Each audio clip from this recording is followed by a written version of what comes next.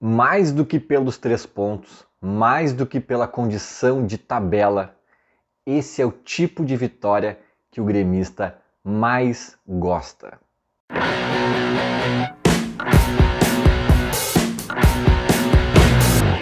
Começando mais um conteúdo pós-jogo, sempre com a força e o apoio da Esportes da Sorte. Aposte em quem aposta no Grêmio. O link está na descrição do vídeo. Como eu sou aquele cara que faço críticas quando ganha, faço elogios ou amenizo as críticas quando perde, né? E tento puxar as coisas para os dois lados e talvez ser o advogado do diabo. Vai ter crítica nesse vídeo, eu vou pontuar algumas coisas que eu não gostei ou que eu acho que o Grêmio precisa melhorar, que eu acho estranhas e etc. Alguns erros, enfim, eu vou falar de algumas coisas aqui, para não dizer que não falei de espinhos, né? Vou falar um pouquinho deles no final do vídeo, mas vou começar falando de flores, vou começar falando da parte boa, porque é a parte a ser grifada nesta noite da Arena. Né? Uma vitória contra, na minha opinião, o melhor time do Brasil. E aí a gente pode fazer asterisco, mas o Palmeiras pressionou, mas o Grêmio isso, mas o Palmeiras aquilo. A gente pode fazer o mas que a gente quiser, o asterisco que a gente quiser, a vírgula que a gente quiser, mas a verdade é que o Grêmio venceu o melhor elenco do Brasil. Não, eu acho que não só o melhor elenco, o melhor time mesmo, porque eles têm um elenco recheado, eles têm fartura de opções para todas as posições, mas não é só isso, eles têm um time de um treinador qualificado e longevo. É um time que está maduro taticamente, um time que está encaixado, está entrosado, que está azeitado, é um time chato de jogar contra. E o Grêmio conseguiu essa vitória, mesmo diante, eu acho que o Renato, às vezes o Renato fala umas coisas que parecem desculpinha, assim, e algumas eu não embarco, mas eu acho que o Renato tem razão de pontuar num jogo desse que exigia alguma intensidade, alguma entrega ali. Um time que não só é bom, como fez um jogo no período que o Grêmio estava fazendo o seu terceiro jogo. Né? O Grêmio pegou o Bragantino, pegou o Corinthians e pegou o Palmeiras, e o Palmeiras, né, nesse período todo, mais descansado ali, então faz a diferença, faz a diferença. E para completar, né, esse combo de adversidades, ainda a gente encerra o jogo com um jogador a menos. Eu não vi os melhores momentos ainda, tá? Mas ali no estádio foi meio que na minha frente, assim, pareceu que não foi, de fato, nem falta. O Renato repetiu isso na coletiva, dizendo que ele viu o vídeo e até pela revolta de alguns jogadores ali, inclusive asterisco na revolta dos jogadores, que eu quero falar um pouco sobre isso também aqui nesse vídeo, mas pela reação dos jogadores ali a gente vê que provavelmente fomos garfados de novo, sabe? E cara, acabar um jogo naquele contexto ali com um jogador a menos e assim, ó, cara, talvez se alguém dissesse assim, ó, tá, tem que expulsar um jogador do Grêmio. Escolhe um para não expulsar. Talvez eu escolhesse o Vija Sante, sabe? Ainda por cima foi assim uma das piores opções, assim, um dos caras que dá mais gás, saúde, consistência e marcação ali naquele meio de campo e ainda por cima consegue também se apresentar à frente às vezes. O Vija está se saindo ali um belo de um jogador e ali o Grêmio teve que mais uma vez na superação, na raça, na garra, na entrega, e por isso que eu inclusive coloquei na thumb desse vídeo assim, né, com cara de Grêmio.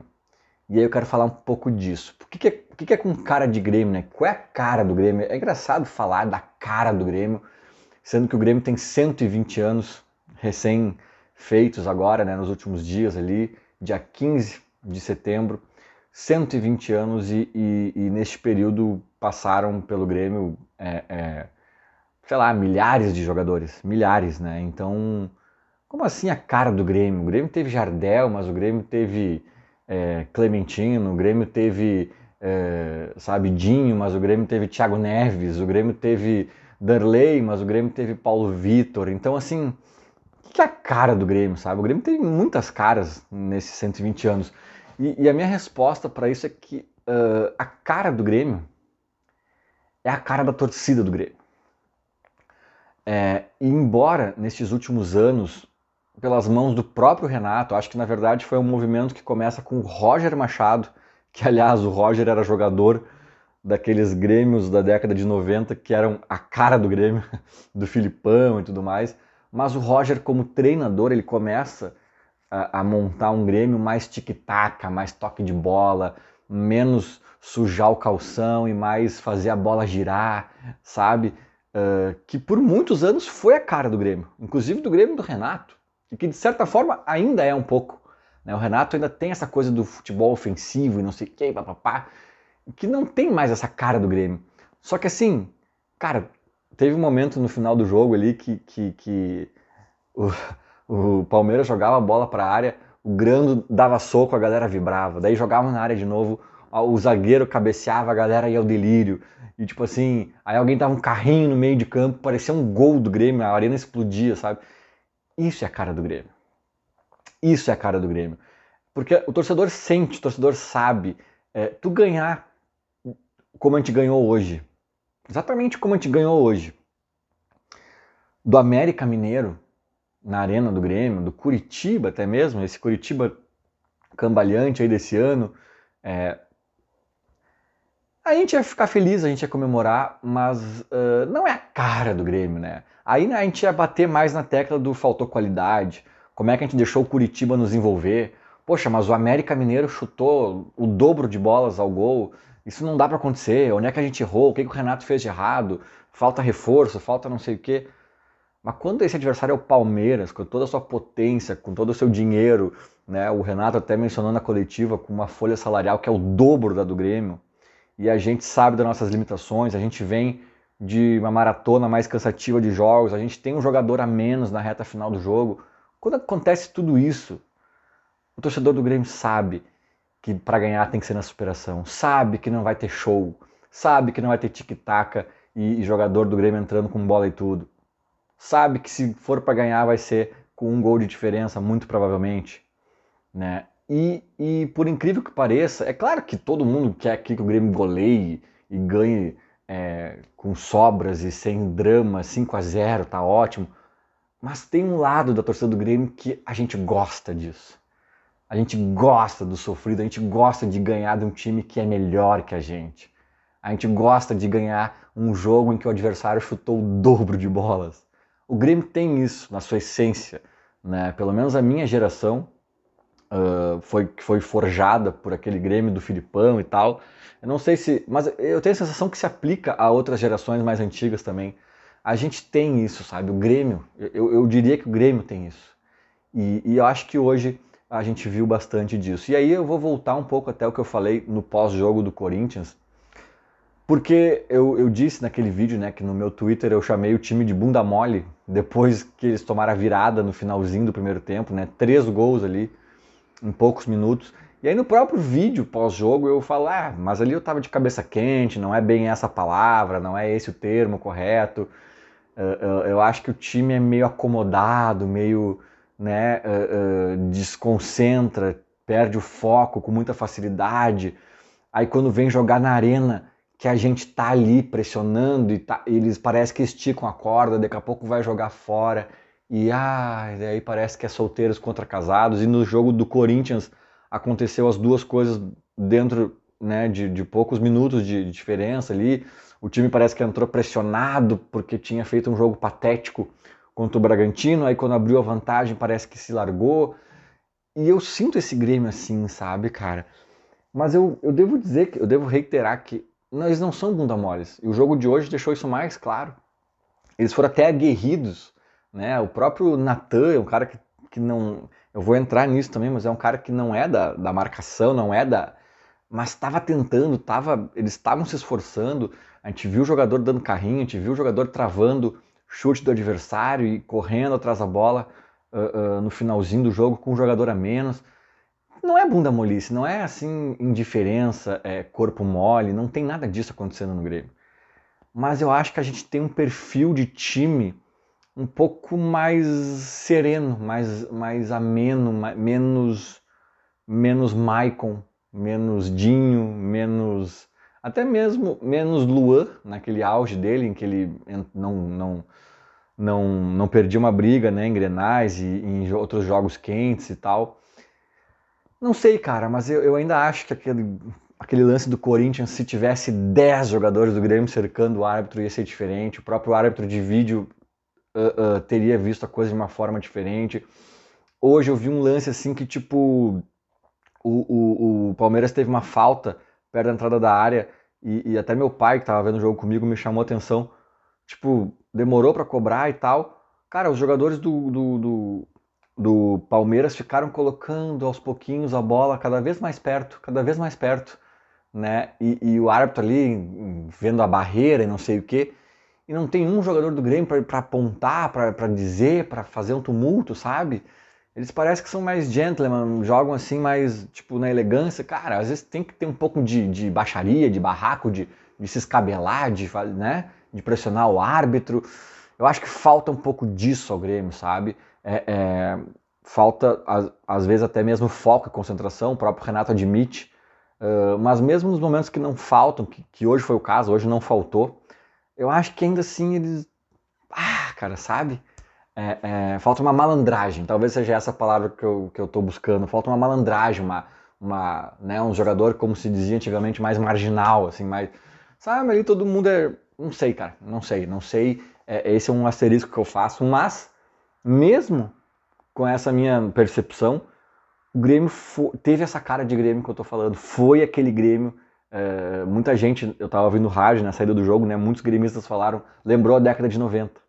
Né, aqueles Grêmio Palmeiras épicos, de fato, né? Ainda mais sendo esse o adversário, lembra mesmo, porque foi aguerrido, foi no suor, foi né, com aquele desespero até o apito final, foi com o árbitro nos prejudicando. Teve vários temperos ali que a gente lembrou e isso me deixa muito feliz, cara, porque por mais que eu veja assim que o time falta uma malandragem, um foco aqui, uma concentração ali, uma pegada um pouquinho...